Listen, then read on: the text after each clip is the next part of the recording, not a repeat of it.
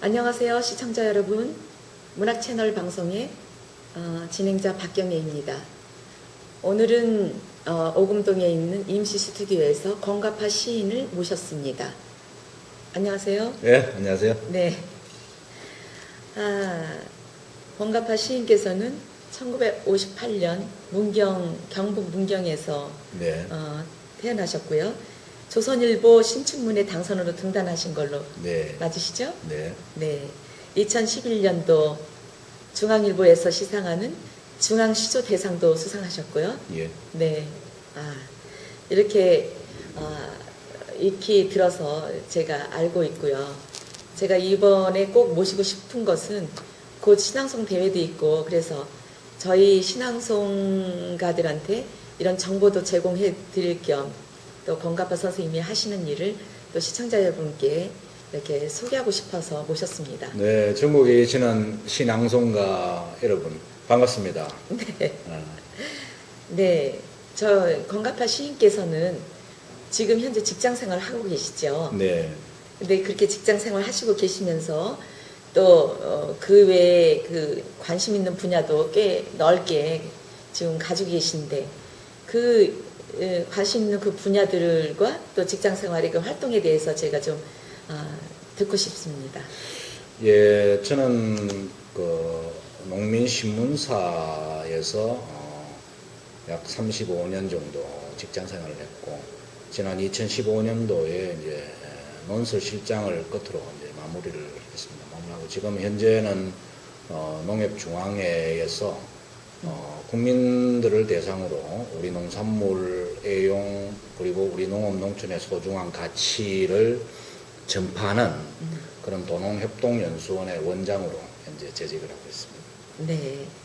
그러면 그렇게 지금 현재 그 도농협동 지금 하시는 게 도농협동이라는 건 뭐죠? 도농협동 국민운동인데요. 네. 도농협동 국민운동은 도시와 농촌, 네. 지금 이제 도시와 농촌이 점점 이제 경계가 없어지고 있습니다만은 도시와 농촌이 협동 힘을 합쳐서 네. 지금 현재 좀 어려움을 겪고 있는 농업 농촌을 돕고 네. 나아가서는 국가 경제 발전에도 이바지하자 하는 그런 그 취지로 네. 국민들과 함께 우리 네. 농산물의 소중함을 네. 서로 이렇게 체험하고 네. 공유하는 그런 그 프로그램을 운영하고 있는 국민운동 프로그램입니다. 네. 그러니까 그 농민들하고 이렇게 접하는 시간도 많이 있으시겠어요? 저희들은 뭐 농민들하고도 당연히 많이 접하고 주로 이제 도시에 계시는 도시 소비자분들 하고 하는데, 현재 저희들이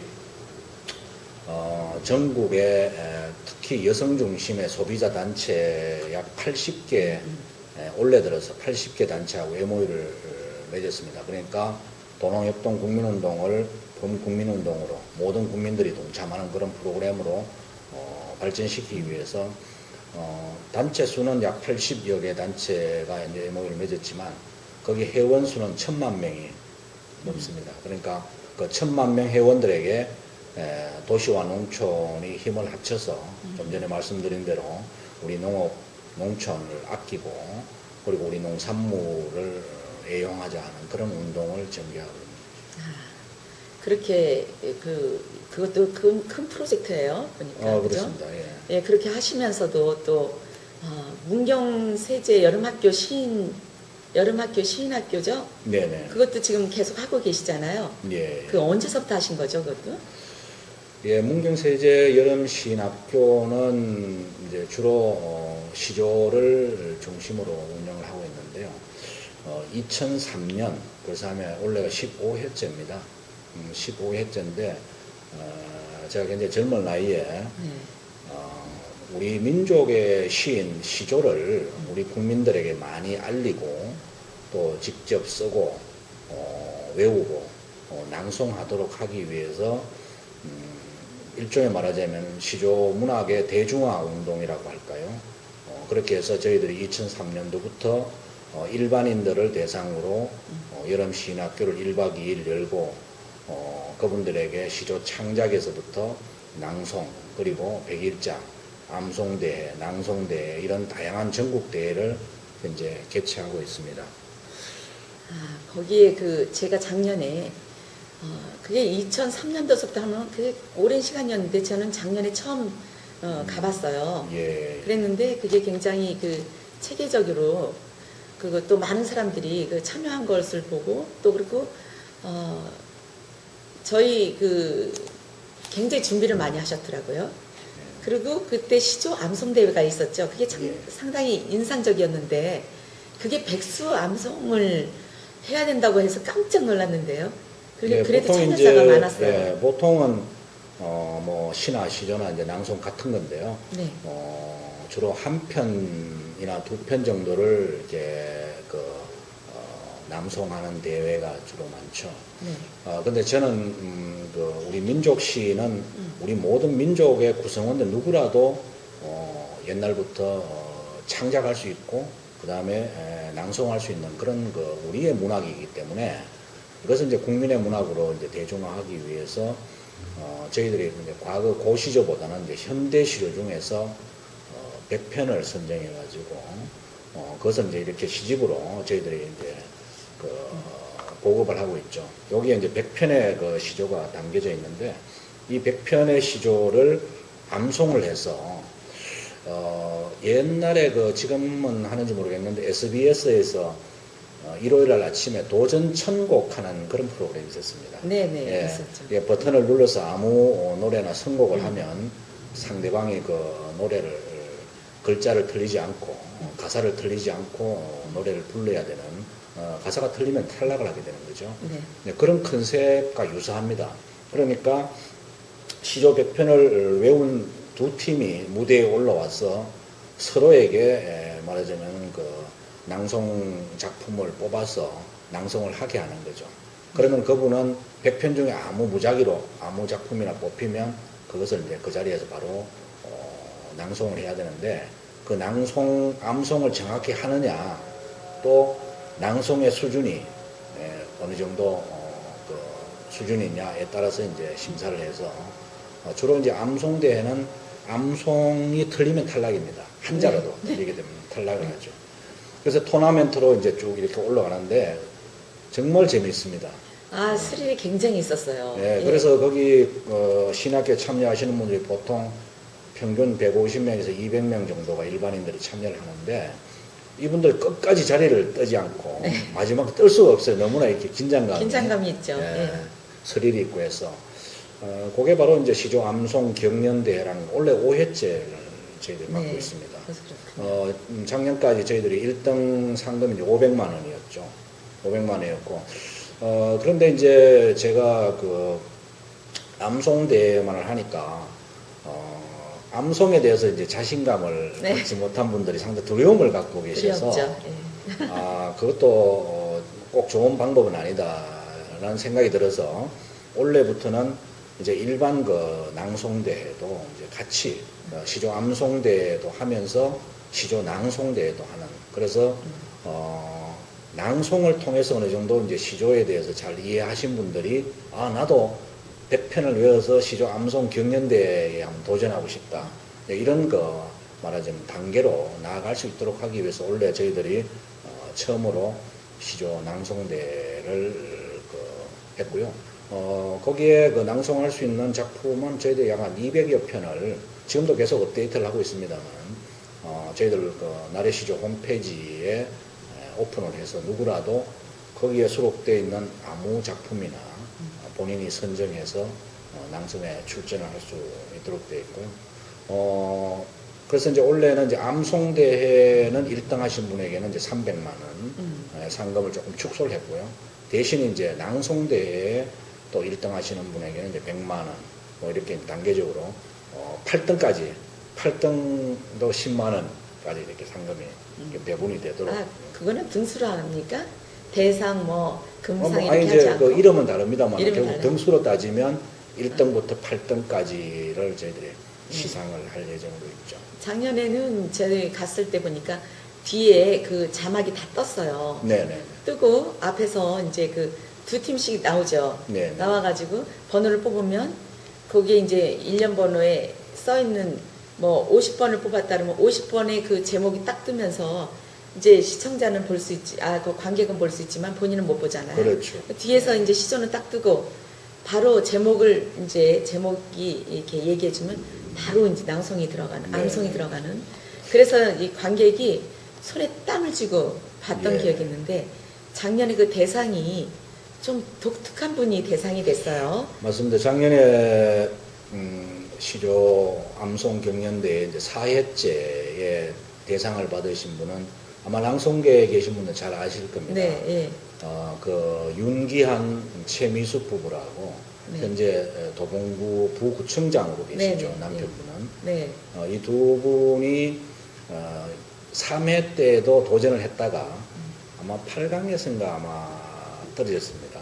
네. 떨어졌는데 다시 이분들이 그 100편을 완벽하게 외우셔가지고, 근데 100편을 외우는 게 중요한 게 아니라 말 그대로 그 낭송대회에 그 입상할 수 있는 그런 수준의 그 낭송 프로 수준의 어떤 낭송을 그렇게 암송과 낭송을 같이 하는 이렇게 해가지고 네. 저희 시조 암송 경연대회에 어떤 새로운 장을 우리 윤기한 최민숙 부부가 열어주셨다. 그래서 저희들 대단히 감사하게 생각하고 있고, 그래서 제가 뭐 여러 군데 이런 그 공연 행사 같은 것을 많이 주관을 하고 있습니다만, 할 때마다 제가 그 윤기한 최민숙 부부를 초청을 해서 메들리로 보통 한 5편 정도를 메들리로 낭송하게 하는데, 제가 볼 때는 이제 꼭 부부가 아니더라도 이렇게 남자분 두 분도 될 것이고 남자 여자분들이 같이 해도 될 것이고 어떤 그 시나 시조라는 어떤 그 시를 이렇게 메들리로 낭송을 하는 그 포맷이 굉장히 제가 볼 때 신선하고 그 관객들에게도 굉장히 매력적으로 다가오죠. 제가 그분을 한 3차례 지금 서울에서 행사할 때 모셨는데 전혀 시나 이런 시를 잘 모르시는 일반 분들이 감동을 받았다고 해요. 그 부부가 낭송을 하시는 그 장면을 보고 너무 감동을 받았다. 그래서 제가 볼 때는 앞으로 이런 그 시낭송, 시조 낭송이 이렇게 잘만 이렇게 콘텐츠화 된다고 한다면 일반 국민들에게 상당한 그 감동을 줄 수 있는 그런 그 수준으로 이렇게 향상이 될 수 있고, 그렇게 된다고 그러면 아마 일반 지상파에서도 시조 낭송 공연 프로그램이 아마 도입되지 않을까 그런 생각을 갖고 있습니다. 그런데 갑자기 기침이 나오네. 근데 그분들이 올해도 이렇게 하실지 모르겠는데 원래 시조 100편을 외우는 게 한 사람이 외우는 것이 아니고 그분이 보니까 부부가 나오면서 그날 제가 느끼기에는 한 분이 40편, 또 한 분이 40편, 둘이서 20편을 이렇게 외워가지고 나오셔가지고 그렇게 뽑으면 이제 자기가 외운 시를 했을 경우에 그분이 하고 또 이제 최미숙 그 부인인 최미숙 낭송가가 외운 거는 그분이 하고 또 같이 외운 시가 나오면 같이 하고 이렇게 했는데 올해도 그게 적용이 됩니까? 네, 올해도 본래 이제 100편을 한 사람이 다 외운다는 게 현실적으로 상당히 좀 부담이 될 수 있기 때문에 두 사람을 한 팀으로 혼자 나올 수도 있고 두 사람이 나올 수도 있고 나올 수도 있군요. 네. 그럼 세 사람은 이렇게 네 사람은 안 되고 안 되죠. 두 사람은 네, 가능하다는 두 사람까지는 거죠. 가능합니다. 네. 그래서 네. 그렇게 되면 이제 뭐 전략적으로 한다면 네. 50편 이렇게 나눠갈 수 50편씩. 있죠. 그런데 네. 제가 경험을 해보니까 1회 때는 그러니까 공동으로 나오시는 분들이 많았어요. 그러니까 두 사람씩 이렇게 한 팀으로 나오는 경우가 많았는데 아마 상금 욕심 때문이었는지 모르겠는데 그 2회 때부터는 싱글로 솔로로 나오시는 분들이 많았습니다. 그래서 이제 뭐 아마 상금이 500만 원이었기 때문에 굉장히 그것이 안에 동기를 유발했을 수도 있고, 또 어떻게 보면 이제 시간이 좀 지나면서 네. 처음에는 100편을 외우는 것이 굉장히 좀 힘들었지만 좀 시간이 지나면 이제 혼자가 100편을 외우는 것도 아무런 문제가 안 된다. 근데 좀 특이한 거는요. 네. 뭐 특이하다고 좀 재미있는 것은 뭐 우리가 흔히 나이가 들면 이렇게 암기를 잘 못한다고 이렇게 우리가 일반적으로 생각하지 않습니까?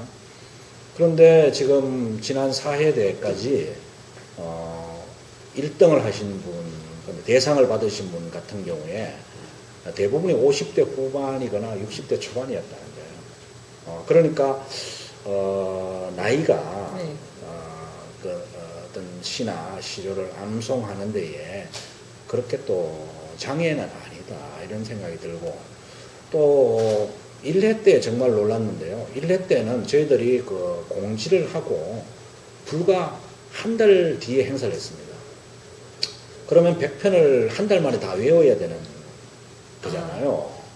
근데 정말 그때 1등 하신 김홍준 씨는 낭송가도 아닙니다.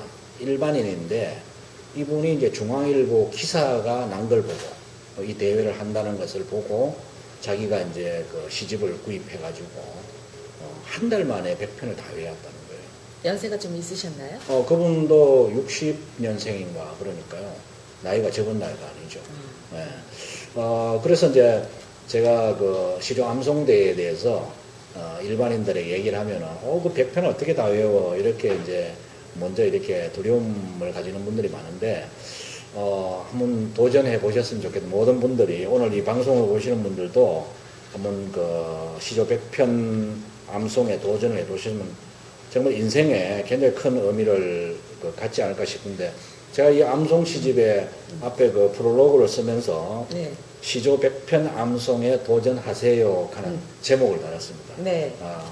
그러니까 앞으로 아마 나이 드신 분들 특히 기억력이 상당히 감퇴되고 하는 그런 걱정들을 많이 하시는데요. 아마 시조 100편 암송에 도전하신다면은 아마 더욱 활기차고 젊고 기억력이 생생 돌아오는 그런 삶을 살지 않을까 그렇게. 아니, 한 번 가신 분은요, 그 다음에 다시 가고 싶어지는 대회였어요. 준비도 많이 하셨지만 이때까지 그 낭송대회하고 다른 느낌이었거든요. 아주 스릴 있고, 그리고 또 작년에 저는 처음 가봤지만 백수를 외운다는 것도 쉽지 않은 거긴 하지만은 그 스릴 있는 그 부분 때문에 자리를 뜨지 않고 끝까지 예. 그 재미가 있거든요. 네. 아마 그 재미는 올해도 네, 이어질 올해도 거라고 이어질 거라고 봅니다. 생각되는데, 네.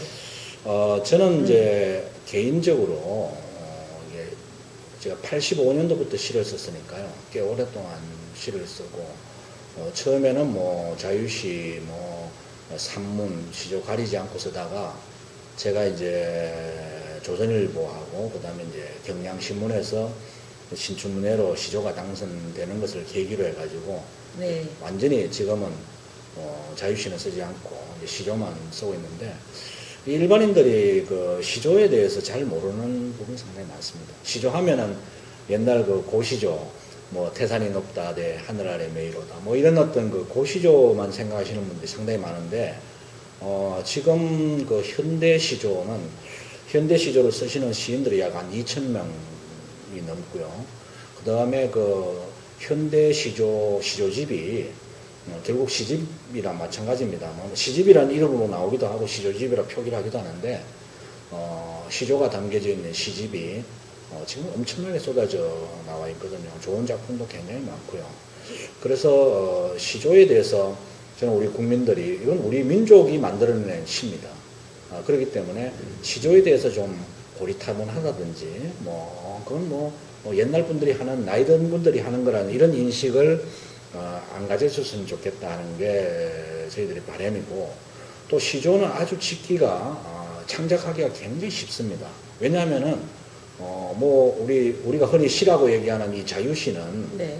100년 전에 유럽에서 들어온 것, 서구에서 들어온 양식이거든요. 그렇죠. 그렇지만 시조는 우리 민족이 1000년 넘게 신라 향가로까지 이제 거슬러 올라갈 수가 있는데, 우리 민족이 만들어낸 하나의 그릇이거든요. 그렇기 때문에 이 창작에 대해서 아주 기초적인 것만 배우게 되면은 아주 시에 재능이 없는 분들도 시조를 창작할 수가 있어요.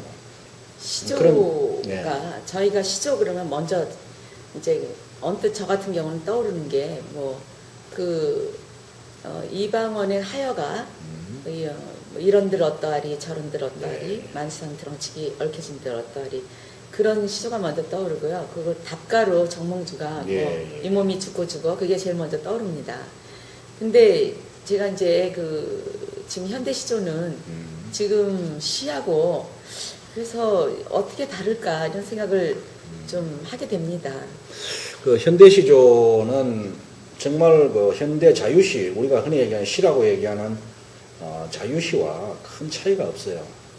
그래서 뭐 제가 한번 작품 하나를 좀 낭송을 해서 이게 네. 저런 게 시조야라고 생각하실 수 있을 분도 아마 계실 것 같은데, 제가 지금 낭송을 해드리려고 하는 작품은 제목은 외등의 시간이라는, 외등, 혼자 이렇게 서 있는 아주 캄캄한 밤에 이렇게 혼자 서 있는 외등을 얘기하는 건데, 그 외등은 다른 외등이 아니고 그 IMF 때 그 실직한 가장이 자기가 집에서는 실직했다고 얘기를 못하고, 그래서 아침에 출근하듯이 밖으로 나와서 공원을 떠돌고 거리를 떠돌다가 또 집에도 일찍 들어가면 이상하게 생각하니까 네. 자기 집 근처에 있는 공원에 와가지고 아주 외딴 그 공원에 와서 이렇게 밤 한 10시쯤 되기를 기다리고 있는 그런 그 실직한 가장의 이미지가 그 아주 그 캄캄한 어떤 그 지역에 어둠을 밝히고 있는 그런 외등의 이미지하고 이렇게 겹쳐져서 제가 바로 아주 쉽게 이렇게 썼던 그 시조 작품인데요. 네. 한번 제가 낭송을 낭송. 해보겠습니다. 예. 네. 외등의 시간. 울렁이는 욕망들이 9번 등마다 흘러나오는 지워진 먼 길 끝에선 아우성도 몰려온다. 허물을 덮어주려면 몰래 별도 띄워야겠지. 은밀한 갈정들은 발만 동동 구르고 해진 상처 감추려 지친 바람 분주하지만 실직에 흑이진 강은 눈물에도 젖지 않는다. 안간 힘으로 굴린 공은 어디로 굴러갔나? 홀로 깬 기다림은 파도 소리로 훌쩍이는데 쓸쓸한 작별의 행방은 시치미를 떼고 있다. 제 가슴 속 불을 밝혀 외따로 돌아가는 어둠을 건너는 외등의 경건한 고독이여. 아득한 혼잣말처럼 문득 빗방울이 환하다. 예. 그러니까 그 실직한 가장은 집에 들어가지 못하고 공원 모서리에 앉아서 시간을 기다리고 있고, 아내는 집에서 열심히 우리 가족을 먹이 살리기 위해서 일하는 일하러 우리 가셨는 줄 남편이 돌아오기를 기다리죠. 그 사이에서 오는 정말 우리가 말할 수 없는 그런 그 현실적 아픔을 이제 이런 그 외등의 시간이라는 시조 양식에다가 시를 담아낸 것이죠. 그러니까 시조라는 것은 우리 민족이 만들어낸 하나의 운율입니다. 하나의 이걸 율격이라고도 하고, 이런 하나의 그 율격의 구조 속에다가 시를 잡아넣는 겁니다. 그러니까 결국은 시를 쓰는 거죠. 다만 그 시를 담는 그릇이 우리 민족의 그릇이라는, 시조라는 하나의 그릇을 얘기하는 거기 때문에, 어떻게 보면 일반적으로 얘기하는 자유시, 시보다, 왜냐하면 시는 그냥 자유롭게 쓰면 돼, 그걸 끝나잖아요. 그렇지만 똑같은 시를 그릇에 담아야 된다고 생각해 보세요. 얼마나 그 난이도가 높은가. 네. 예를 들면 이런 겁니다. 우리가 운동장에서 만약에 테니스를 친다고 생각할 때, 이 테니스 이게 저게 있고 이게 줄을 쳐놓잖아요. 이게 바닥에다가. 그럼 밖으로 나오면 아웃이기 때문에 지지 않습니까? 근데 만약에 이 그 라인을 그어놓지 않고 만약에 테니스를 그냥 주고받기만 한다고 한다면 얼마나 재미가 없겠어요. 그게 자유시라고 본다고 한다면, 시조는 이런 그 라인을 그어놓은 안으로 잡아넣어야만 이긴단 말이에요. 네. 그럼 시조라는 어떤 그런 그릇, 시조라는 우리 전통 양식에다가 시를 넣어야만 시가 되기 때문에 일반 자유시라는 어떤 시에다가 플러스 알파적인 난이도가 있는 거죠. 네. 그렇기 때문에 시조를 쓰는 사람은 자유시를 잘 쓸 수 있어요. 저는 또 어디 뭐 축시 보내달라고 하면 때에 따라서 제가 자유시로 축시를 보내주기도 하거든요. 그렇지만 자유시를 쓰시는 분은 시조를 쓰기 못합니다. 근데 지금 시를 너무 낭독을 잘 하셨는데 그 이제 시를 쓰시니까 직접 그 전달이 훨씬 잘 돼요. 그렇죠. 그리고 또 스토리를 또 얘기를 하시니까 그렇죠. 이렇게 마음에 와닿는 건 훨씬 더 아주 감명 있게 참 좋습니다. 근데 얼핏 들을 때는 시하고 시조하고 그 일격도 있고 큰 차이를 못 느끼죠. 차이를 얼른 못 느껴요. 네, 독자들은. 네. 그런데 이제 그 보통 우리가 알기로는 저도 이제 시조를 좀 낭송을 했었기 때문에 그걸 조금 더 이렇게 관심 있게 듣고 또 그걸 좀 약간 구별하는 게 좀 있어요. 근데 자유시하고 시조하고 틀린 게 시조는 끝에 시인이 하고 싶은 내용이 그쪽에 들어있잖아요. 그래서 우리가 낭송을 할 때 끝에 부분을 시조를 할 때는 거기다가 이제 포인트를 많이 두고 또 거기에 이제 그 하이라이트라고 그러나 네. 그 클라이막스를 그쪽으로 둔단 말이에요. 네. 그렇게 하는데 현대시는 얼핏 보기에는 구별 안 가는 것도 꽤 있어요. 그래서 지금 그래서 낭송 대회 네. 때 우리가 네. 시낭송가들이 많이 이렇게 보는 방송이니까 시조 낭송 대회에 갔을 때 어떻게 달라야 되는지 어떻게 우리가 주의하여서 그 낭송을 해야 되는지 예. 혹시 도움이 될 만한 말이 있으시면 말씀 좀 해주시죠. 시조는 기본적으로 초장, 중장, 종장 이렇게 3장 구조가 시조의 틀입니다. 그러면 이제 초장에서는 시상을 도입하는 거죠. 시상을 끌고 들어오고서 초장을 만들어 놓고 중장에서는 초장에서 끌고 들어온 시상을 더 확장시키는 거죠. 전개하는 거죠. 네. 전개해서 초장, 중장을 설정하고 마지막에 이제 종장에서 시인의 생각을 담아내는 구조를 갖고 있습니다. 그러니까 우리 이제 전통적으로 시의 원리가 어떻게 되는가 선경후정이라고 하거든요. 네. 먼저 경치나 대상 이런 상황을 끌고 들어와서 그것을 통해서 시인의 생각을 담아내는 이런 구조가 선경후정이거든요. 먼저 경치, 대상을 얘기하고 나중에 시인의 생각을 담아라. 이게 시의 원리입니다. 특히 동양시의 원리인데 선경후정의 원리라고 하는데 시조가 아주 전형적인 그렇습니다. 그러니까 시조의 초장, 중장은 경에 해당되는 거죠.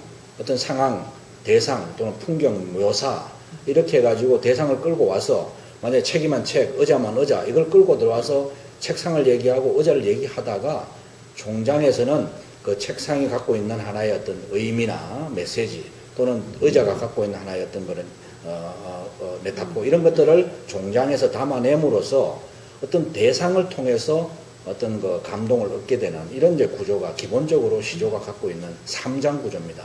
이제 3장이라는 것은 우리 민족의 모든 게 삼세판, 삼정성 뭐 이런 데서 알 수 있듯이 삼은 우리 민족의 아주 혼과 같은 원리 구조를 갖고 있거든요. 근데 시조가 바로 초장, 중장, 종장이라는 이 우주의 원리, 천지인에 해당되는 이런 그 원리를 갖고 있기 때문에 가장 중요한 게 하늘이 있고 땅이 있는데 거기에 인간이 없다면 무슨 의미가 있겠어요, 그죠? 천지인의 구조로 봤을 때 마찬가지로 시조가 초장, 중장, 종장 이렇게 3장 구조로 되어 있는데 초장이 있고 중장만 있어가지고는 시가 안 되는 거죠. 왜? 하늘이 있고 땅이 있는데 인간이 없는 거나 마찬가지입니다. 마찬가지로 초장, 중장이 있고 종장이 바로 사람에 해당되는 거거든요.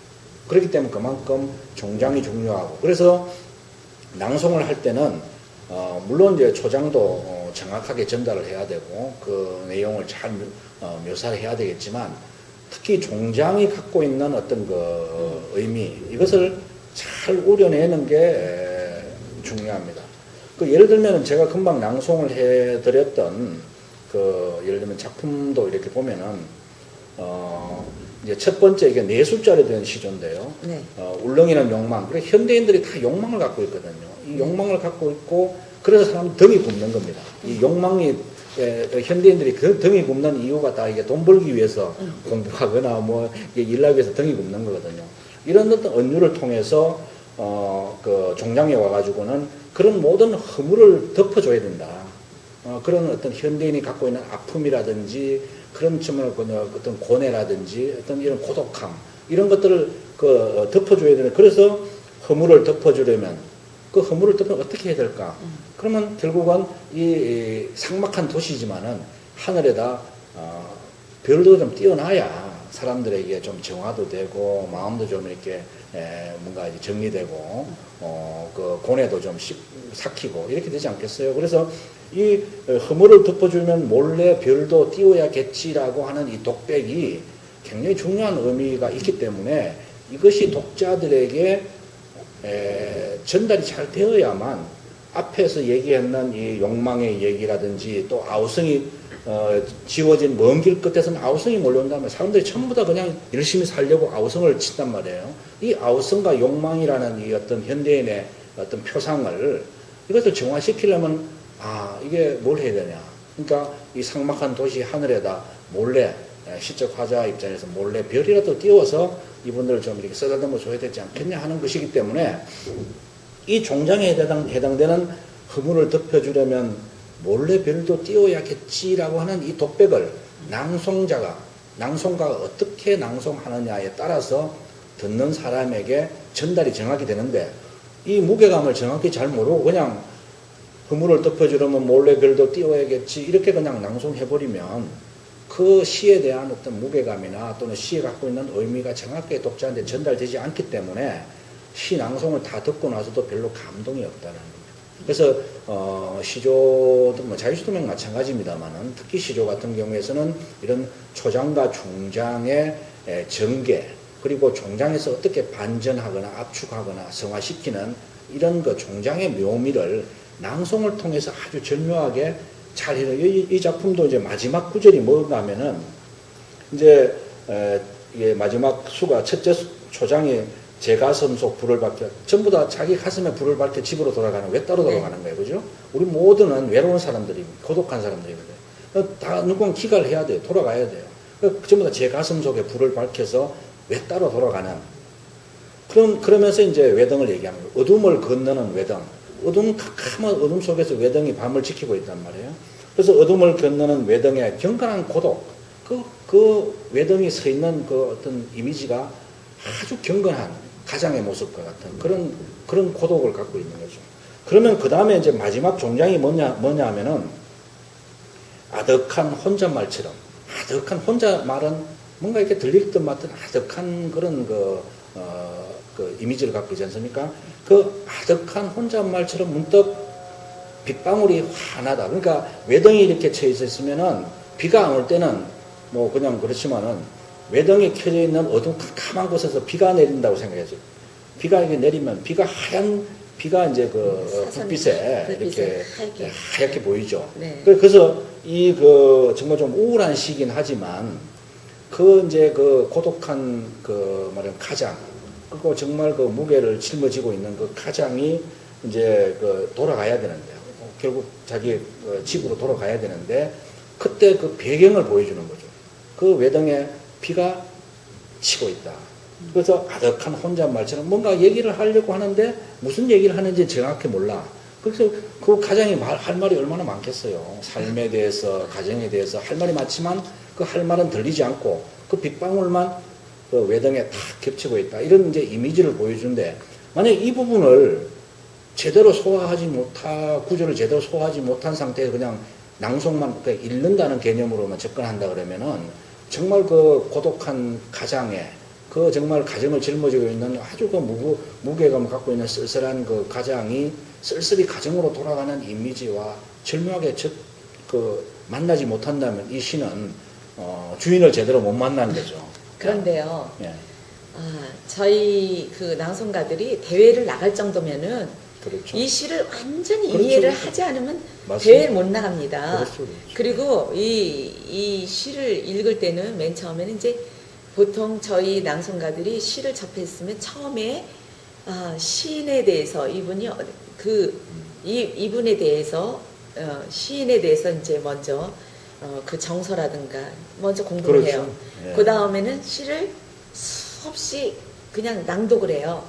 낭독을 해서 몸에 이게 무엇을 말하는지, 무엇을 말하고자 하는지, 그걸 다 체득을 한 다음에 그때서부터 암송이 들어가거든요. 그렇죠. 그렇기 때문에 대회 나오는 사람들은 이제 제가 아까 이렇게 우리 시청자분들한테 이렇게 얘기하고 싶은 것이 시하고 시조하고 어떻게 다르냐.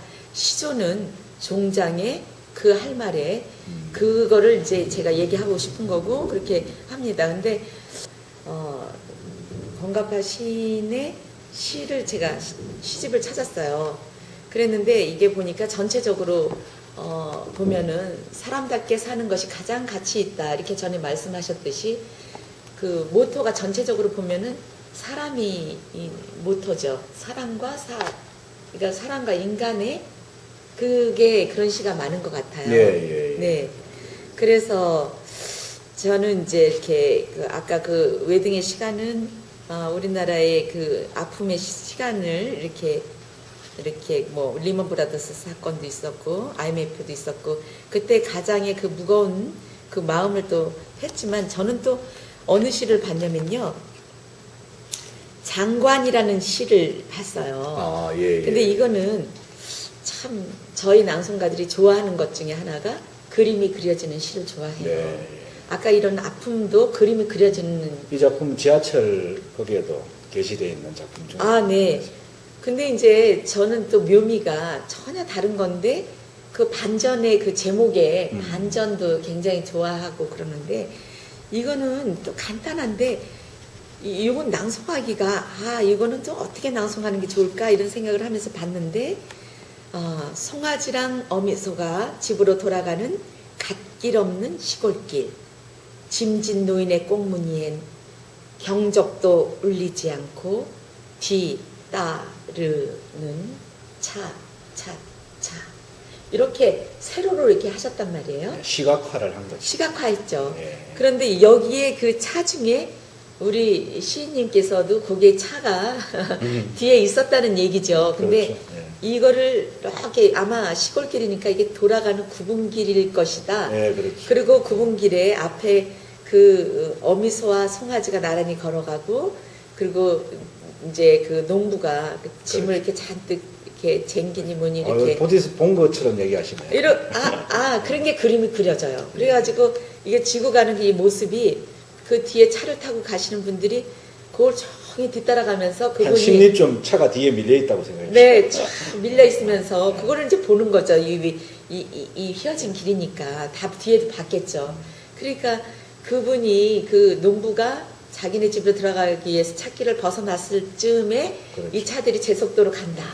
이런 생각이 이렇게 네, 들면서 그게 이제 그래서 장관입니다. 그 장관. 그게 장관이었다. 그한 예. 10리쯤 뒤에 차들이 쫙 밀려 네. 있는데 왜 차가 밀리나 하고 이제 앞을 보니까 앞에 소 한 마리와 새끼 네. 송아지하고 그다음에 금방 말씀하신 대로 농부가 짐을 지고 이렇게 가는데 그것 때문에 뒤에 차가 한 10리쯤 쫙 밀려 있는 그 그림이 너무 장관이다. 근데 시인님이 이렇게 휘어지는 어느 뒤쪽에 어디서 왜 차가 밀릴까? 그러게 보니까 이 휘어진 저쪽길에서 이렇게 맞습니다. 그래서 이 많은 차들이 이 밀려 있는 게 장관이다. 예. 참 그렇게 봤습니다. 그래서 여기에는 정말 그 네. 굉장히 중요한 거 우리가 이 작품에서 우리가 놓치지 말아야 될 부분은 그 인간애입니다. 인간의 인간애고 그다음에 생명의식. 우리가 그 송아지, 소. 우리가 차량이랑은 아주 이게 그 현대인의 무기 아닙니까? 이 무기가 만약에 그 송아지하고 소가 앞에 가는데 막 추월을 하려고 막 이렇게 한다면은 소가 다칠 수도 있고 사고가 날 수도 있지 않습니까? 그렇지만 우리 그 현대인들이 인간 존엄 사상 그리고 동물에 대한 생명에 대한 어떤 존엄 사상이 있기 때문에 그거를 추월하지 않고 이렇게 지금 인내하고 그리고 경적도 울리지 않고 경적도 울리지 않고 쭉 뒤따르고 간다는 이 휴머니즘 네. 인간이 갖고 네. 있는 그 인간의 네. 그리고 생명에 대한 존엄의식 이런 네. 것들이 바로 이제 우리가 이 아주 짧은 네. 시조의 초장, 중장, 종장만 있는 이 짧은 시조 한 작품 안에 이제 담아낼 수 있는 거죠. 시조가 참 그런 면에서는 굉장히 작지만 정말 우리가 작은 거인이라는 말이 있지 않습니까? 네네. 그런 것처럼 굉장히 작은 그릇이지만 아주 큰 그래서 우리 돌아가시는 백수 정환영 선생님 같은 부분은 그 시조 3장 안에 못 담을 게 없다. 그렇죠. 예. 아, 그렇게 얘기를 하고 계십니다. 제가 정한영 선생님 시는 정말 감탄할 만한 네. 게 너무 많아요. 근데 시조가 좀 간결한 어법이 그 속에 많은 것이 담겨져 있고 우리나라의 그 정서가 들어있잖아요. 네. 정말 무슨 옛 노래 듣는 것 같아요. 그렇죠. 네. 근데 선생님은 보니까 아까 신앙송을 이렇게 관심 갖게 된 그 동기는 이제 좀 들었습니다만은 시노래도 관심이 많은 걸로 제가 알고 네. 있습니다. 제가 이제 그 박사 뒤늦게 이제 공부를 했습니다만 박사 과정을 이제 문화 콘텐츠를 공부를 했습니다. 문화 콘텐츠라는 게 우리가 흔히 얘기하는 그 드라마 뭐 대장금 같은 이런 거 네. 드라마가 우리나라를 벗어나서 중국, 동남아, 지금 아프리카까지 대장금이 수출되고 있다고 하거든요. 그래서 그 대장금을 본 사람들은 한국에 대해서 굉장히 좋게 생각하고 그 한류 바람을 말하자면 앞에서 끌고 가는 게 그 대장금이라는 문화 콘텐츠거든요. 결국은 문화적인 이런 소스를 가지고 하나의 상품을 만들어내는 것이 중요하거든요. 그래서 제가 이제 우리 많은 시인분들이 저도 이제 그 부분에 대해서 굉장히 강조하고 평론도 여러 편을 썼습니다만은 지금 이제 우리 후배 세대들, 지금 젊은 세대들은 이 문자로 된 책을 읽는 걸 아주 고통스럽게 생각합니다. 그 젊은 세대들은 태어나면서부터 우리는 글자를 처음에 엄마한테 말을 배우고 그 다음에 글자를 익혀서 이런 책을 통해서 정보를 배웠죠. 그렇지만 지금 젊은 애들은 말도 배우기 전에 또는 글자는 말할 것도 배우기 전에 태어나자마자 젖꼭지 물고 TV를 시청한단 말이에요. 그래도 그렇죠. 그 재밌는 장면이 나오면 혼자 웃어요. 뭐가 의미가 메시지가 전달되고 있다라는 거죠. 그 상황을 다 이해한다라는 겁니다. 근데 이런 사람들은 그 문자를 통해서 정보를 습득하는 것이 아니라 이미지를 통해서 정보를 습득하는 데 몸에 배어 있단 말이에요. 그런 젊은 세대들에게 우리가 야, 너 왜 책 안 읽냐? 책을 읽는 방법이 과거에는 우리가 책을 공부했지만 얘들은 책을 통해서 공부한 게 아니라 이 영상을 통해서 공부한 사람들이기 때문에 책을 읽으라는 건 아주 고통스러운 일입니다. 앞으로 더욱더 심화되겠죠. 그래서 저도 이제 이 부분에 대해서 심각성을 생각하고 이제 특히 이제 시조 대중운동을 하고 있는 저로서는 어떻게 하면 이 시를 또 시나 시조를 일반인들에게 쉽게 다가가게 할 수 있을까 하는 여러 가지 이제 실험을 이제 하고 바로 2003년도에 제가 대중운동 시인학교를 열어서 지금까지 15회째 하고 있는 것도 바로 그런 목적인데 그 중에 이제 제가 내놓는 컨텐츠가 바로 낭송 컨텐츠하고 시노래 컨텐츠입니다. 그래서 제가 최근에 제가 선도하는 입장이기 때문에 제가 여기도 있습니다만 이 시를 노래로 현대가요. 전 가곡도 아닙니다. 가곡도 만들지 않죠. 주로 현대가요. 현대인들에 맞는 그런 노래로 만들어서 제가 이제 앨범을 냈습니다. 개인 앨범을 냈는데요. 모두 저 12편의 제 시가 노래로 이렇게 만들어져 가지고 앨범이 만들어져 있는데 이렇게 이제 시노래나 또는 이제 시낭송을 통해서 우리가 독자들하고 교감을 해야 된다. 그래서 그런 측면에서 이제 오늘 여기 아마 방송 보시는 분들은 주로 시낭송 쪽에 낭송가 분들이 대단히 많은 걸로 알고 있는데 앞으로 이제 시낭송이 굉장히 중요한 문화 콘텐츠로 제가 볼 때는 이제 하나의 영역을 이미 많이 개척했다고 보고 있고 그러나 아직도 이건 텔레비라든지 지상파 같은 데서 음악 노래 공연을 하지만 신앙송 공연은 아직 안 하잖아요. 예, 그 정도로 아직은 신앙송에 대해서 아직까지 퀄리티를 신앙송의 어떤 수준이나 그 예술성 어떤 무대의 어떤 그런 공연의 예술성 또는 낭송의 예술성 이런 것들이 아직 부족하다고 보는 거거든요. 부족하죠. 그렇지만 지금 현재는 다양한 시도를 하고 있다고 봅니다. 예. 그리고 보통 아까도 말씀하셨듯이 시집으로 시인이 시집으로 이렇게 독자들한테 다가가기 사실 어려워요. 근데 지금 우리나라가 최근에 지하철의 스크린 도어도 그렇고 시로 또 붐도 일어나고 있거든요. 네. 그래서 보통 전에는 이 시 노래도 하면 가곡으로 많이 했는데 이 시도 혹시 발라드도 있고 또 예. 트로트식으로도 있고 다양하게 트로트는 없고 없고 주로 발라드식으로 현대가요. 현대가요. 예. 그럼 발라드 굉장히 템포가 빠르죠. 빠른 거. 빠르고 예, 예. 그렇게도 해볼 필요가 있다고 생각이 들어요. 왜냐하면 전에는 시는 가곡.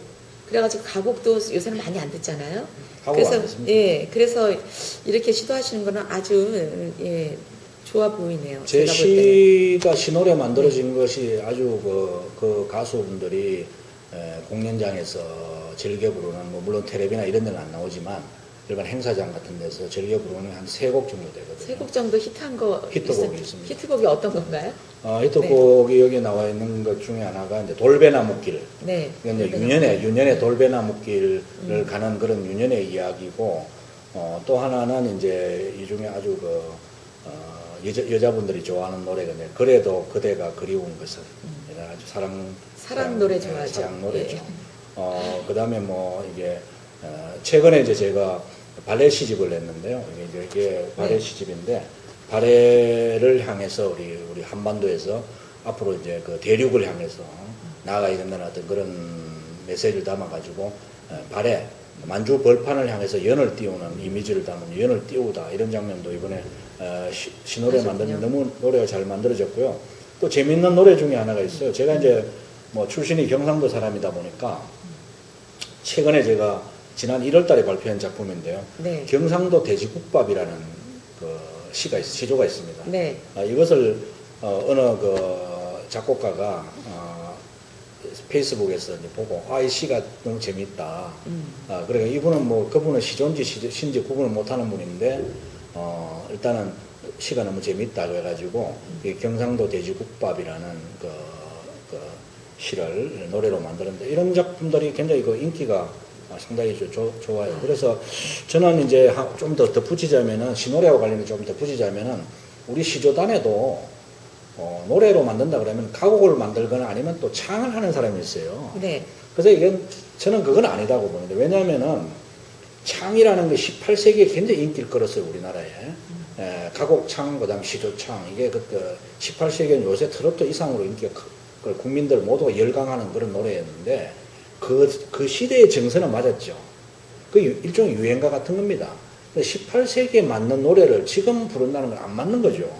지금 현대인의 정서에 맞는 노래를 불러줘야 되거든요. 그런데 지금도 이제 물론 그것이 뭐 완전히 사라진 장르는 아니지만 지금도 노래를 만든다면 가곡을 만들어요. 가곡도 좀 한물 간 거거든요. 그렇죠.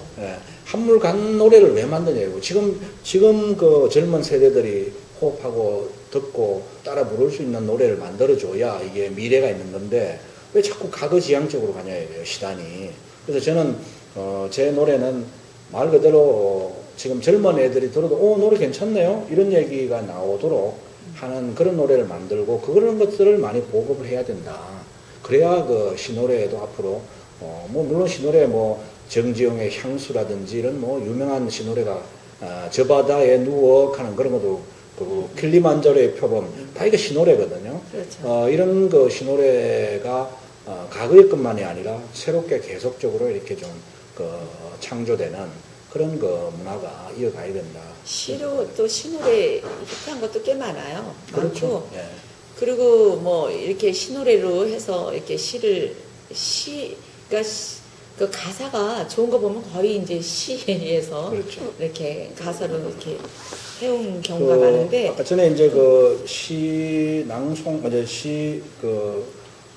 시와 시노래와 관련해 가지고 하나 조금 더 붙이고 싶은 것은 지금 제가 이제 문자로 읽는 거에 대해 고통스러워한다 젊은 애들이 이제 그런 얘기 드렸잖아요. 네. 그러면 이제 시집도 이제 문자로만 돼 있는 시집을 내면은 아무래도 전문가가 아닌 이상은 별로 시집을 끝까지 안 읽게 됩니다.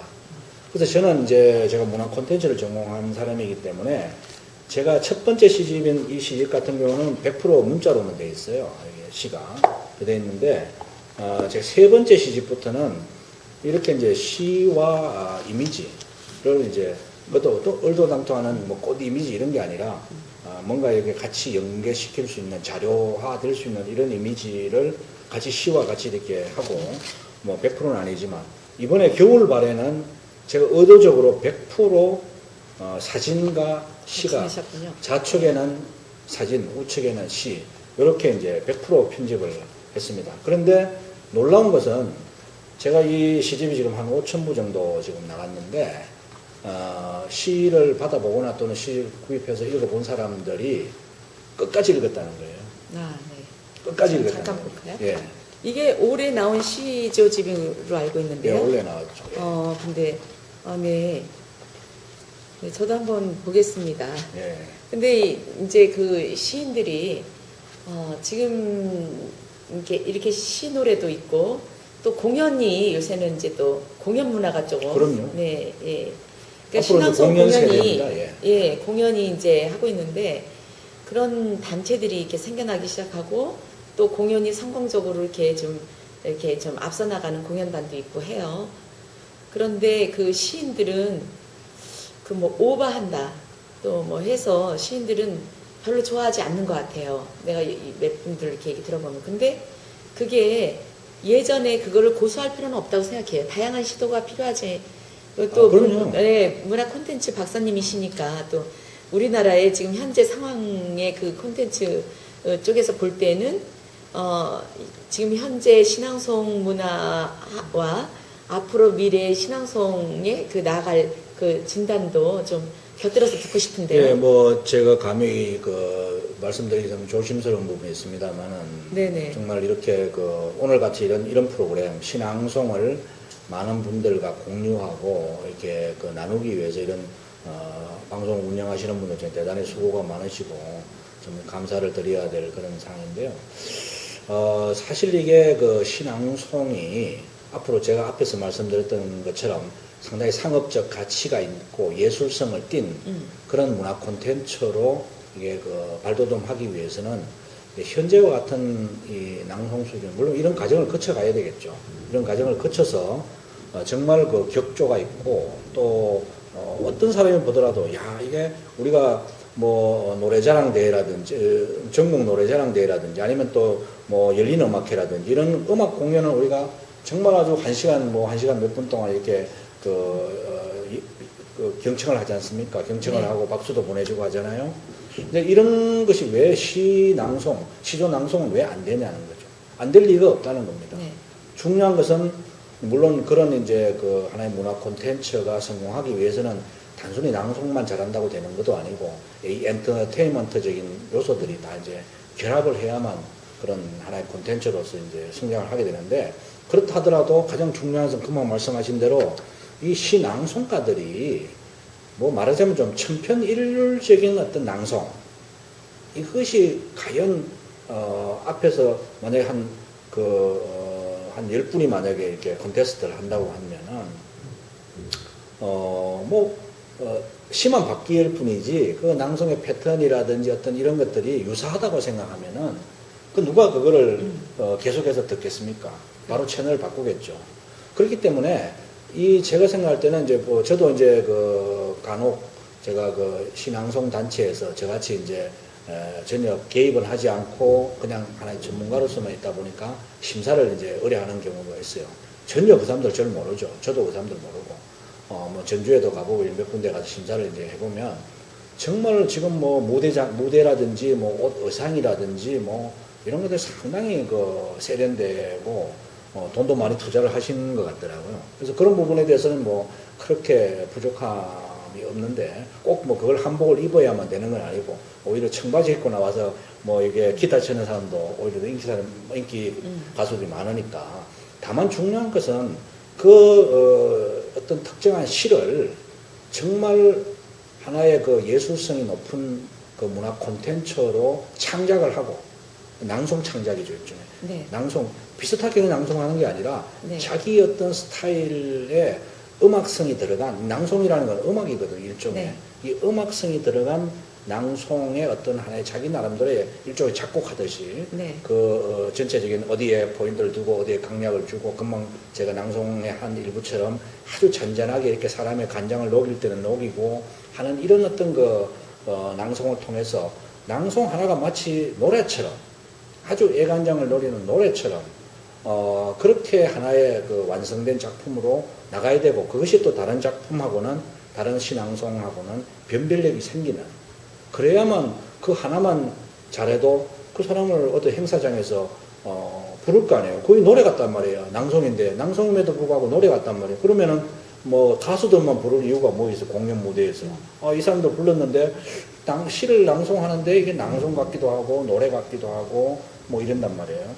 그래서 이런 그 어떤 낭송 세계에 대한 어떤 그 새로운 창조성, 네. 이런 것이 아마 좀 제가 볼 때는 굉장히 필요한 거 아니냐. 좀 천편일률적인, 근데 그게 아마 지도하시는 분들 영향도 좀 있는 것 같습니다. 그렇죠.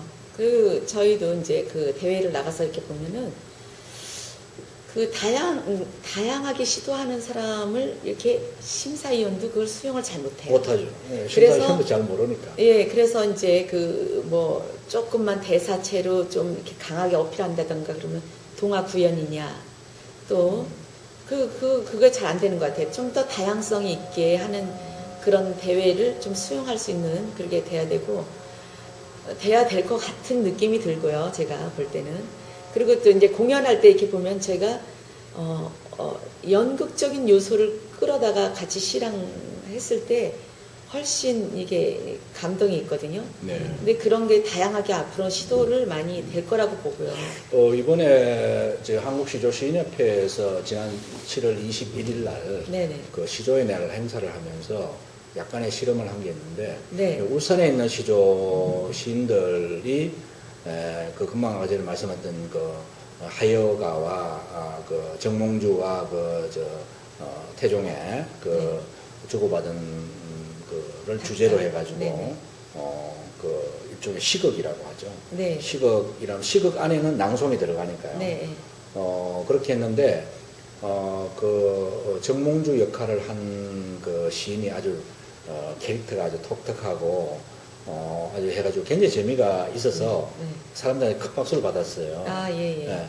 그러니까 이제 저는 앞으로 그 낭송이 낭송만으로 할 수도 있고 해야 되겠지만, 낭송이 공연 콘텐츠 안에 하나의 소스로 들어가는 하나의 스토리텔링이 있는 그런 극이 이렇게 무대에서 뭐 그게 5분짜리든 아니면 10분짜리든 그게 만약에 전개되는 도중에 만약에 시낭송이 한 3편 정도가 시낭송이 된다고 한다면, 저는 그 하나의 10분짜리의 그 공연 콘텐츠는 바로 시낭송을 위해서 존재한다, 이렇게 봐야 되거든요. 그 한 가지만 제가, 이건 정말 독특한 그인데, 제가 아리랑을 가지고 박사학위를 받았습니다. 노래는 제가 할 줄 모르는 사람인데, 아리랑 콘텐츠, 문화 콘텐츠, 어떻게 하면 아리랑을 문화 콘텐츠 할 것인가를 가지고 이제 했는데, 그게 우리가 뭔가 좀 착안할 수 있는 아주 재밌는 사건이 있어요. 아리랑이 지금 우리 민족의 노래로 이렇게 정착되어 있고, 우리 모두가 아리랑을 그렇게 알고 있지 않습니까? 근데 이 아리랑이 우리 모든 국민들의 가슴 속에 이렇게 하나의 우리 민족의 노래라고 이렇게 뿌리를 내릴 수 있었던 근본적인 계기가, 아주 결정적인 계기가 뭔가 하면은 1925년도에 그 아리랑이라는 영화가 나옵니다. 네. 나홍규 감독의, 나홍규 연출의 아리랑이라는 그 영화가 나오는데, 그 아리랑이라는 게 사랑하는 사람이 좀 일본 말하자면 일제의 그 순사, 그리고 지주의 적에 의해서 사랑하는 여자가 말하자면 이렇게 저걸 하고, 그래서 결국은 이별하게 되고 뭐 떠날 때 그 아리랑 고개를 넘어가는 뭐 그런 이제 스토리가 아주 내용인데, 그때 처음에 그게 옛날에 무슨 영화예요. 무슨 말로 하는 거고 노래도 하고 이러는 건데, 영화는 영화대로 또 필름 돌아가고 이러는 건데, 약 한 3, 40분밖에 안 되는 이 영화 안에서 아리랑이 5번 정도, 전체를 다 불려지는 게 아니고 일부분 이렇게 해가지고 5번 정도 아리랑이 나옵니다. 그 영화 속에서. 근데 이거 아리랑이라는 노래가 이 드라마 영화하고 절묘하게 맞아떨어지면서 아리랑이라는 노래를 모르는 사람도 그 영화를 약 3, 40분 보고 나오게 되면은 저절로 입에서 아리랑이 중얼중얼거리고 노래를 부를 수 있도록 됐다는 거예요. 그래서 그때부터 아리랑 영화가 전국 또는 해외를 돌면서 그 일제시대의 그 아픔과 이렇게 연결되면서 국민들을 심금을 울렸기 때문에 뭐 그냥 듣기만 하면 노래를 불러버리게 된다는 거죠. 마찬가지로 어떤 시극 또는 뭐 극이라 해도 되고 그냥 어떤 하나의 공연 콘텐츠라고 해도 되는 건데 그런 공연 스토리가 있는 공연 콘텐츠 속에서 어떤 적합한 시가 낭송이 된다고 한다고 하면은 우리가 왜 드라마 속에서 무슨 노래가 하나 나오면 히트치잖아요. OST가 네, 하듯이 마찬가지죠. 네, 그런 것처럼 네. 그런 어떤 그 공연 콘텐츠 속에 아주 적합하고 낭송이 멋진 그런 낭송이 하나 들어간다고, 시낭송이 들어간다고 하면은 그 시낭송 하나가 영원한 생명력을 확보하게 되는 겁니다. 이런 식으로 그 시낭송 하시는 분야에 계시는 분들도 이런 콘텐츠 마인드를 가지고 또 심사를 하시는 분들이나 이런 분들도 그런 부분에 대해서 조금 더 어떻게 보면 좀 제가 외람되게 이런 말씀드리긴 좀 못하지만 조금 공부를 해서 앞으로 신앙송의 어떤 나아갈 길이라든 이런 것들 생각하면서 하게 된다면 훨씬 이제 앞으로 좋아지겠죠. 지금도 뭐 많이 시도를 하죠. 그렇죠. 스토리가 있는 낭송에 네. 또 주제가 있는 뭐 그리움이면 그리움 또 효면 효 뭐 주제를 가지고 있는 그런 공연을 많이 하고 있으니까요.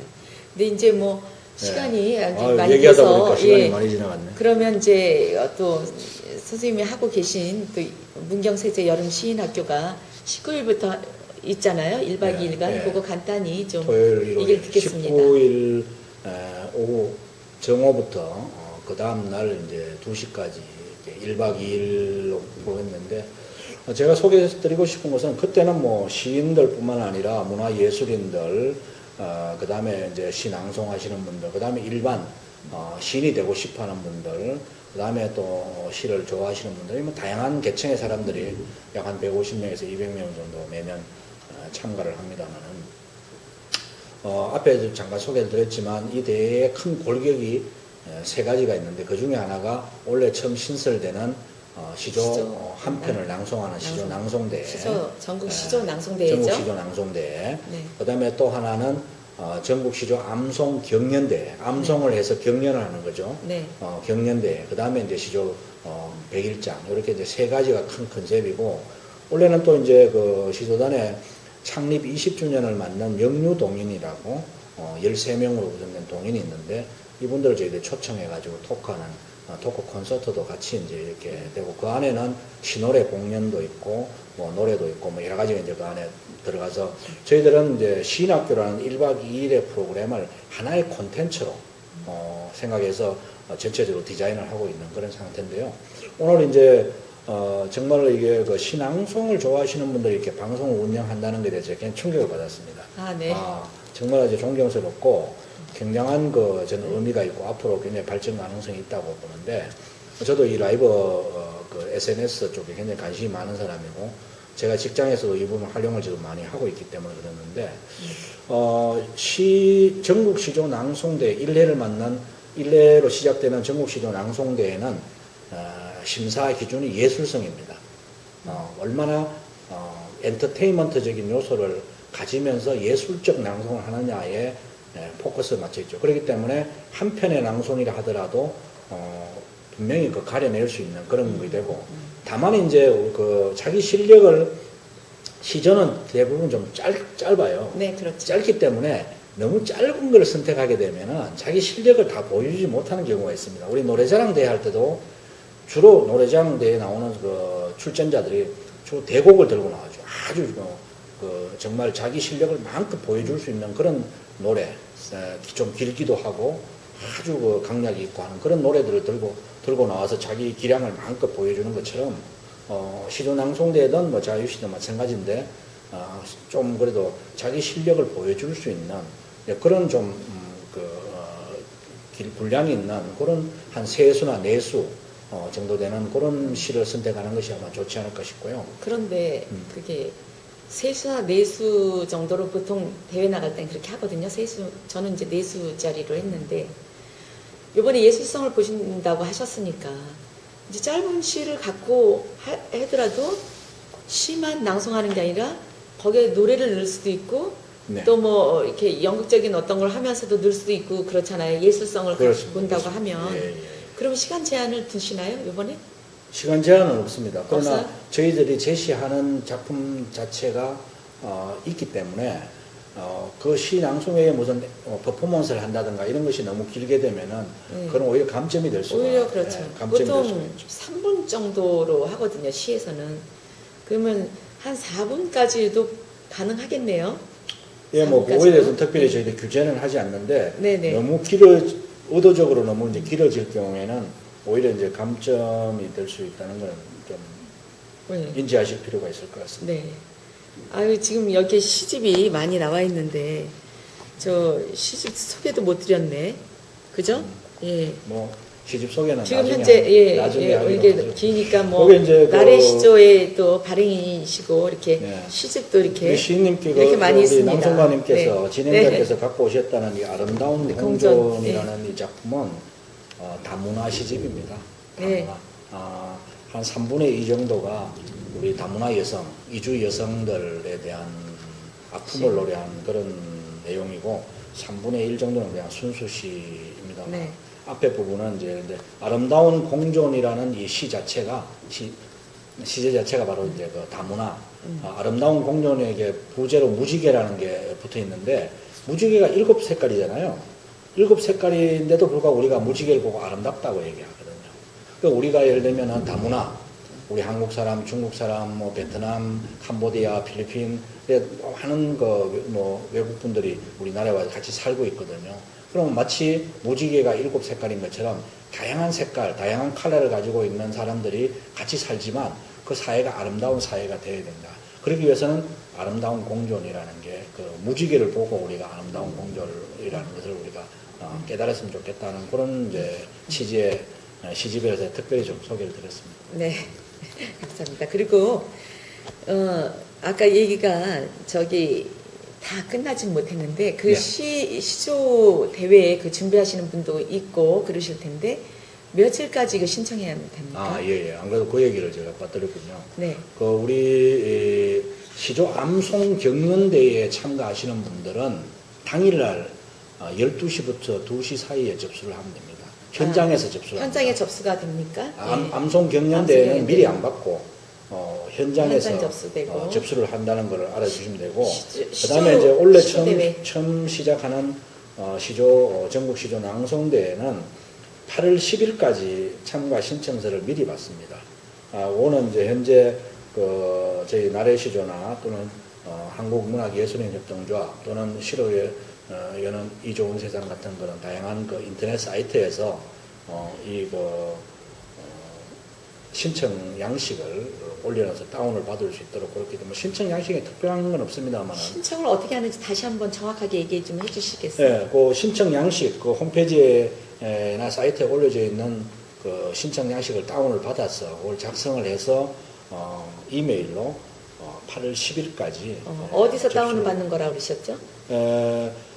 시인학교를 운영하고 있는 메인 단체가 나래시조 시인협회라는 그 나래시조. 다음 카페에 들어가서 예. 나래시조에 들어가서 예. 나래시조? 나래시조 뭐그 메뉴에 있습니다. 네, 나래시조 치고 들어가면 된다는 거죠. 예. 네.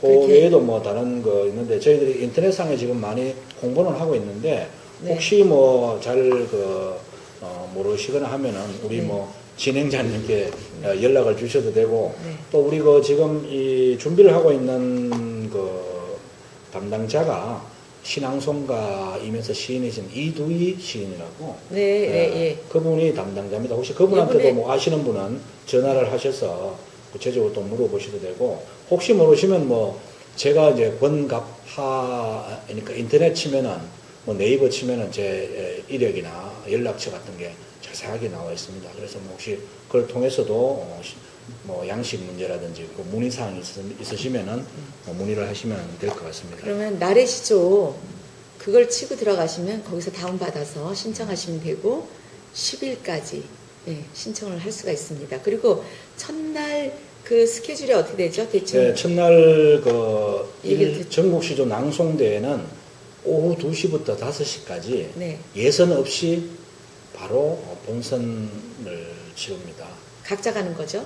그렇습니다. 네. 각자 가고 서울에서는 시인학교로 가는 그 버스가 사당에서 사당에서 예, 있습니다. 사당역에서 있는데 그거는 별도로 또 저희들 인터넷 사이트에다 공지를 해놨습니다. 신청을 해야 되죠? 네, 어디다가? 그 차량 운행 참가비가 3만 원이고 네. 그리고 이 모든 대회에 참가하기 위해서는 반드시 시인학교에 등록을 해야 됩니다. 등록을 해야 되는 시인학교 등록비는 1박 2일 먹고 자고 그다음에 저희들 티셔츠, 기념 티셔츠, 그다음에 시집 뭐 이런 걸 제공을 하는 그 실비로 5만 원을 현재 네. 받고 있습니다. 그러니까 뭐 차량 이용하시는 분은 그 5만 원 외에 3만 3만 원을 내고 해서 버스비로 하고. 활용을 하시면 되고 그다음에 모든 시인학교 참가자는 뭐 어떤 사람도 제외가 없어요. 저도 마찬가지고 시인학교 참가자는 5만 원에 참가된다. 5만 원은 다른 게 아니고 1박 2일 동안 뉴스 호스텔에서 먹고 자는 거, 그 다음에 기념 티셔츠가 뭐 이런 거에 다 포함되어 있는 그런 비용이 있습니다. 작년에 제가 휴가가 따로 없다고 생각을 했어요. 사실은 신앙송가들은 이렇게 어설픈 해외 여행보다 더 나아요. 보니까. 근데 그리고 이제 여기에서도 우리 장소는 작년에 장소가 좋았어요. 문경세제이기 때문에 문경세제 계곡 안에 뉴스 호스텔이 있기 때문에 뭐 문경세제는 뭐 우리나라 최대 그 피서 네. 계곡으로 유명하지 않습니까? 그러니까 제가 생각할 때는 이제 1박 2일에는 신학교에 참여하시고 가족들까지 같이 와가지고 참여하고 뭐 하루 이틀 정도는 더 거기에 그 문경세제에 머물다가 이렇게 피서를 마치고 가는 그런 분들도 꽤 많습니다. 2시에 그러면 2시에 네, 입소해서 학생들도 이제 시조 100일장에 참여를 할 수 있기 때문에 네, 네. 가족들하고 이렇게 가족들하고 같이 오면 오면은 좋겠- 뭐 프로그램에 네. 다양하게 참여할 수가 네. 있습니다. 그러면 이제 첫날은 이렇게 첫날은 2시에 그래서 이제 2시. 2시부터 5시까지가 까지? 이제 일회 낭송대회 본선이 본선이. 예선 없이 본선이 본선이. 치러지고 네. 저녁 그리고 이제 암송 경연대회는 오후 5시부터 7시까지가 예선이고 네네. 7시부터 저녁 9시 반까지는 이제 본선. 본선이 본선이 9시 반까지. 네, 9시까지 본건이고 네. 9시 반 끝나고 나면 이제 참가자들 모두가 뒤풀이 하는 그런 막걸리 타임이 있고요. 네. 그다음 둘째 날에는 이제 둘째 날 아침 9시까지 이제 100일장 작품을 100일장, 예. 내면은 바로 이제 거기서 심사를 해가지고 10시 반부터는 이제 그 당일날 했던 행사 모든 대회 시상식 그리고 저희 경품이 많습니다. 그래서 경품도 추첨을 해서 경품도 드리고 그래서 이제 점심 먹고 그 지역 한 바퀴 희망하시는 분들은 거기에 이제 몇 군데 와이너리하고 그다음에 도예촌 우리 문경에는 도자기가 굉장히 유명하거든요. 도예촌을 답사하는 그런 이제 원하시는 분들만 해가지고 점심 먹고 이제 그런 또 지역 문화 답사 프로그램도 같이 운영하고 있습니다. 네. 예, 여러분 여름 휴가는 다녀오셨습니까? 그 휴가 뭐 피서 겸 또 그런 낭송도 보고 아주 이 코스가 작년에 보니까 아주 즐거운 시간들이 많이 있어요. 올해 근데 9시 반까지 하니까 그 낭송 보느라고 근데 그 뒤풀이 시간이 좋았어요. 네, 뒤풀이 다들 네. 좋아합니다. 네, 뒤풀이도 기대가 되고 여러분 많이 참가해 주시기 바랍니다. 그러면 예, 앞으로 여러분들 오늘 귀한 시간 내주신 문학 채널 감사드리고 또 문경세제 여름신학교가 이제 19일 토요일 일요일 19일부터 20일까지 열리고 원래 처음으로 다시 또 전국 시조 낭송대회까지 이제 추가가 됐습니다. 세 가지의 콘텐츠가 동시에 이루어지기 때문에 아마 신학교에 참가하시면 아름다운 추억도 만드시고 그리고 또 각 관심 분야에 100일장 참여하실 분은 100일장 참여하시고 또 낭송대에 참여하시면 낭송하시고 또 즐기실 분은 즐기고 또 지인들 같이 만나고 작년에 보니까 낭송하시는 지역에 계신 각 지역별로 낭송하시는 분들이 이렇게 5, 6명씩 이렇게 같이 많이 오셨더라고요. 원래도 오셔서 시조 한여름 시조 축제 낭송대의 귀한 주인공이 되시기를 바라겠습니다. 감사합니다. 네, 그러면 앞으로 꼭 하시고 싶은 말도 이렇게 계획이 있으면 간단히 좀 마지막으로 좀 해주시죠. 저는 이제 시조를 쓰는 시인이지만 아직 제가 현직 직장을 다니고 있는 몸이라서 좀 바쁘긴 합니다만은 그러나 제 개인적인 창작 활동과 함께 제가 펼치고 있는 낭송 운동, 시조 낭송 운동 그리고 시조 노래 보급 운동 그리고 이제 여름 시인학교 아카데미도 운영합니다만은 창작 아카데미 뭐 이런 것도 다양하게 문학과 관련된 일들을 하고 있는데 하여간 많은 분들이 늘상 이렇게 참 동참해 주시고 또 즐거워해 주기 때문에 문학운동이 문학보급운동 또 신호래 확장운동 이런 것들이 나름대로 의미를 가지면서 지금 이어지고 있는 그런 상황입니다.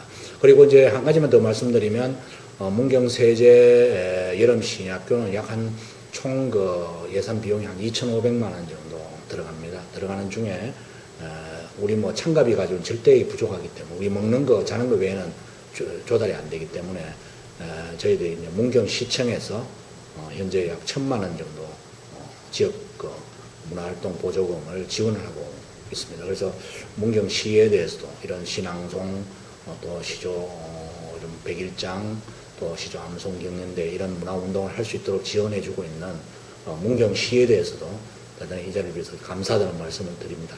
감사합니다.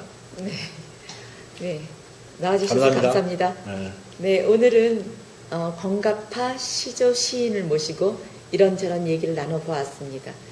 여러분 더운 여름에 몸 건강하시고요. 또 이런 좋은 콘텐츠를 찾아서 이렇게 많은 말씀을 저희가 전해드릴 테니까 관심을 갖고 참여해 주시기 바라겠습니다. 여러분 감사합니다. 감사합니다. 고맙습니다. 감사합니다.